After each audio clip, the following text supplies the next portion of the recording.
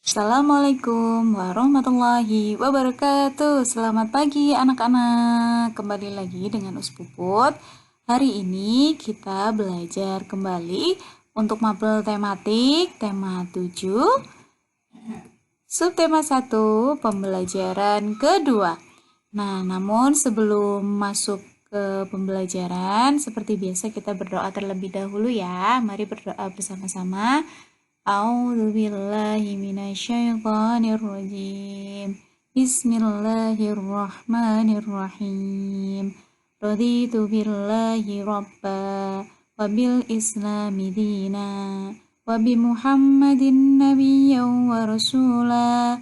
Rabbi zidni ilma warzuqni fahma wa amalan mutaqabbala. Rabbi shrah li sadri wa yassir li amri wahlul 'uqdatam min lisani yafqahu qawli. Amin. Baik. Nah, setelah kita berdoa, kita siapkan dulu buku tulisnya dan juga alat tulisnya. Jika sudah, mari langsung masuk ke materinya.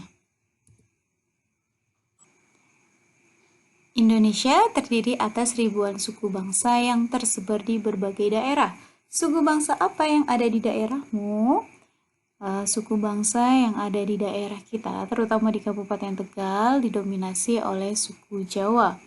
Karena kebanyakan atau mayoritas di daerah kita adalah suku Jawa. Salah satu lagu terkenal dari Papua adalah Apuse. Lirik lagu Apuse menceritakan kisah perpisahan seseorang dengan kakek dan neneknya. Si cucu ini akan merantau ke negeri seberang. Perhatikan notasi lagu Apuse berikut. Dengarkan gurumu menyanyikan lagu ini. Baik, di sini sudah tersedia lirik dari lagu Apuse. Nanti Ustazah menyanyikan terlebih dahulu. Setelah itu kita nyanyikan bersama-sama ya. Baik, kurang lebih nadanya seperti ini. Apuse kokondao yarabe sorendoreri uflenso paninema bagi pase arafabe aswara kwa arafabe aswara kwa. Baik, mari kita nyanyikan bersama-sama ya. 1, 2, 3. Apuse kokondao yarabe sorendoreri wuflenso paninema bagi pase arafabe aswara kwa arafabe aswara kwa. Baik, sekali lagi. Apuse kokondao yarabe sorendoreri uflenso paninema bagi pase arafabe aswara kwa arafabe aswara kwa. Baik, tepuk tangan buat kita semua. Nah, jangan lupa setelah ini coba berlatih sendiri ya untuk menyanyikan lagu Apuse agar lebih hafal lagi.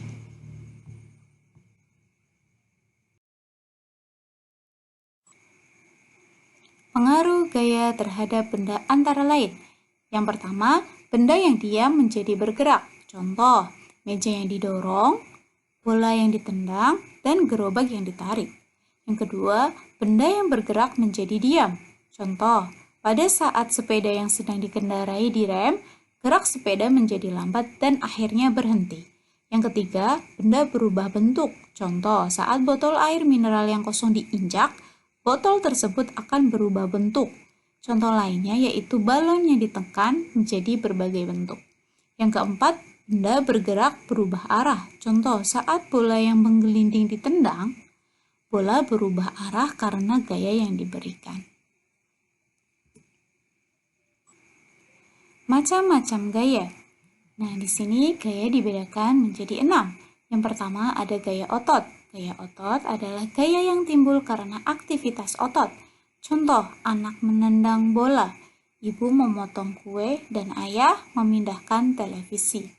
Yang kedua ada gaya gravitasi, adalah gaya yang disebabkan oleh gaya tarik bumi. Contoh, jika kita melempar benda ke atas, benda itu akan jatuh ke tanah. Penerjun payung yang melompat dari pesawat akan bergerak menuju ke permukaan bumi. Yang ketiga ada gaya pegas.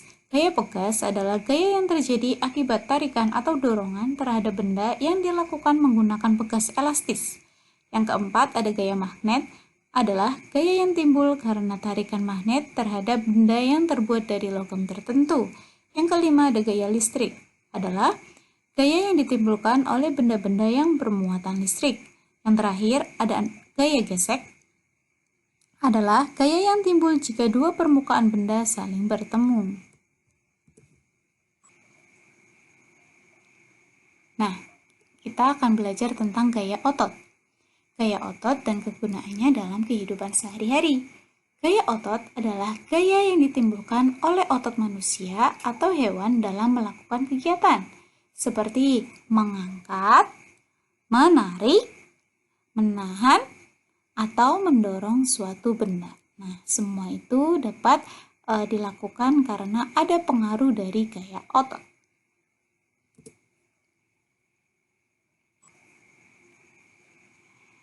Contoh penerapan gaya otot adalah yang pertama, ayah mendorong atau menarik meja. Yang kedua, Made menendang bola ke arah gawang. Yang ketiga, sapi menarik gerobak. Yang keempat, ibu membawa barang belanjaan. Otot disebut alat gerak aktif karena memiliki kemampuan menggerakkan tulang. Jika otot digunakan secara terus-menerus untuk melakukan kegiatan yang berat, otot akan mengalami keletihan. Gerakan melangkahkan kaki juga termasuk gaya otot. Melangkahkan kaki menyebabkan tubuh berpindah tempat. Contoh selanjutnya adalah aktivitas bertukar buku merupakan salah satu contoh pemanfaatan gaya otot. Dengan memanfaatkan gaya otot, kita dapat memindahkan benda-benda ringan dengan mudah. Gaya otot sangat bermanfaat dalam kehidupan sehari-hari. Baik, di sini Ustazah meminta anak-anak untuk mencari contoh pemanfaatan gaya otot dalam kehidupan sehari-hari. Tuliskan 5 saja manfaatnya apa dan contoh kegiatannya seperti apa.